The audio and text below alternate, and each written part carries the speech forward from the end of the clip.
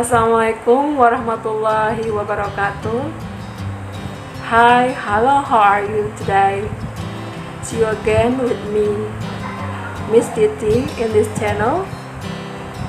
Okay, this time we are going to talk about the understanding and examples of anaphora, which is part of pragmatic and a little more specific to further deepen understanding of the study of theory in this pragmatic field.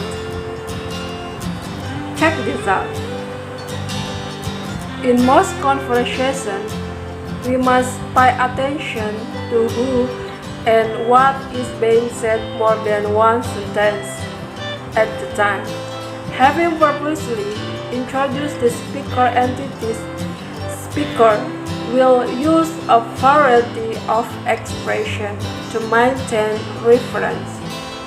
Anaphoric reference or anaphora is the process of continuing to identify exactly the same entity as indicated by its antecedent.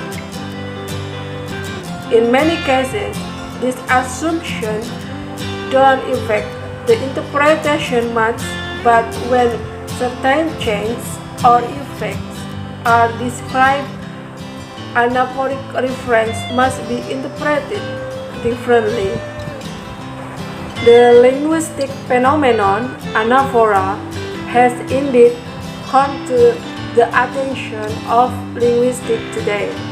Anaphora leads to various interpretations, as expressed by linguistics Levinson and Yule in their book. Levinson concludes that an anaphoric usage is where some term pick out as reference the same entity or class object that some prior term in the discourse is picked out. According to Yule, in his book Pragmatic, anaphora is a process to introduce the real same entities that are turned by antecedent. Yule also said that anaphoric reference or anaphora is subsequent reference to already introduced reference. From the above definition, we can conclude that basically anaphora is the phenomenon of repetition of entity antecedent by a speaker, anaphor, which show the entity back.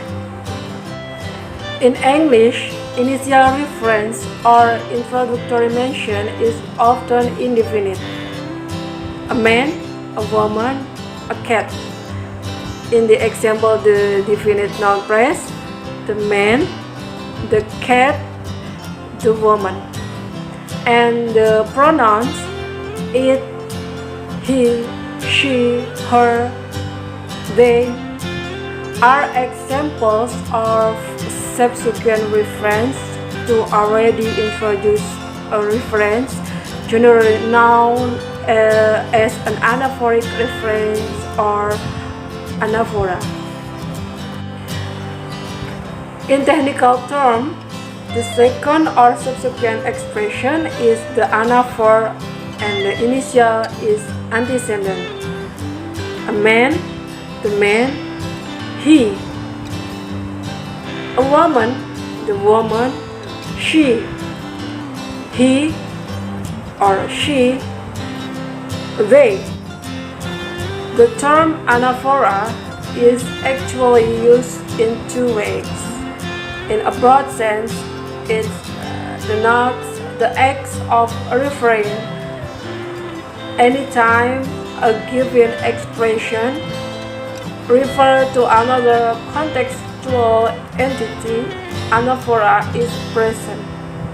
In second, Narrower sense, in term anaphora, denotes the act of referring backward in a dialogue or text, such as referring to the left when an anaphora points to its left toward its antecedent in language that are written from the left to right.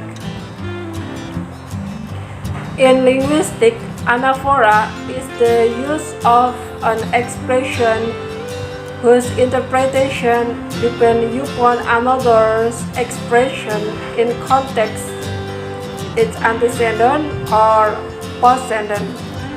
In a narrower sense, anaphora is the use of an expression that depends specially upon an antecedent expression and thus is contrasted with cataphora, which is the use of an expression that depends upon of postcedent expression. The anaphoric reference term is called an anaphor.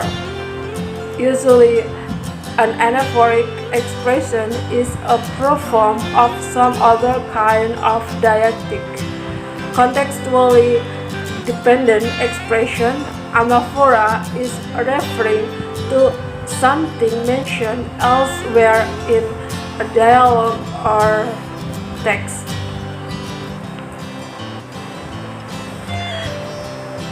I give you some example of anaphora.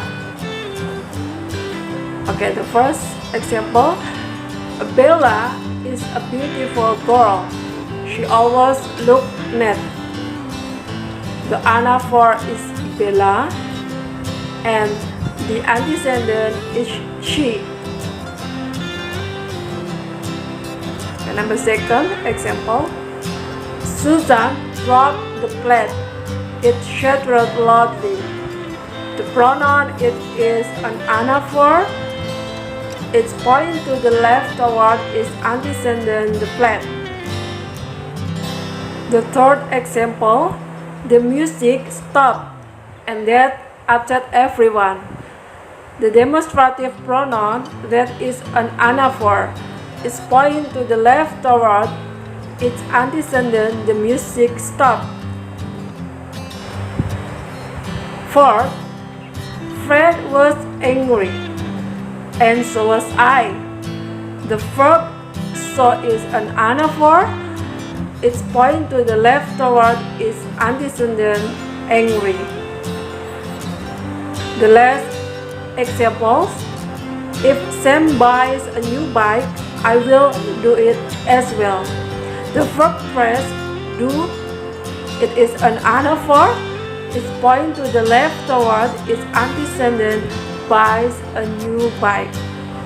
Anaphora is an important concept for different reasons and on different levels. First, anaphora indicates how discourse is constructed and maintained.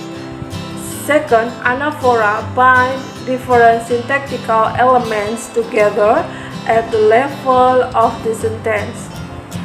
Third, anaphora present a challenge to natural language processing in computational linguistics, since the identification of the reference can be difficult.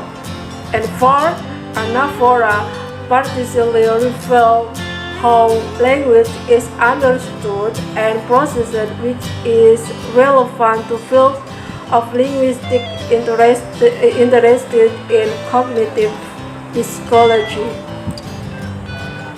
So that is what can I explain to you about anaphoric reference. I hope this video is useful to you all. See you again in my next video. Thank you for watching. Wassalamualaikum warahmatullahi wabarakatuh.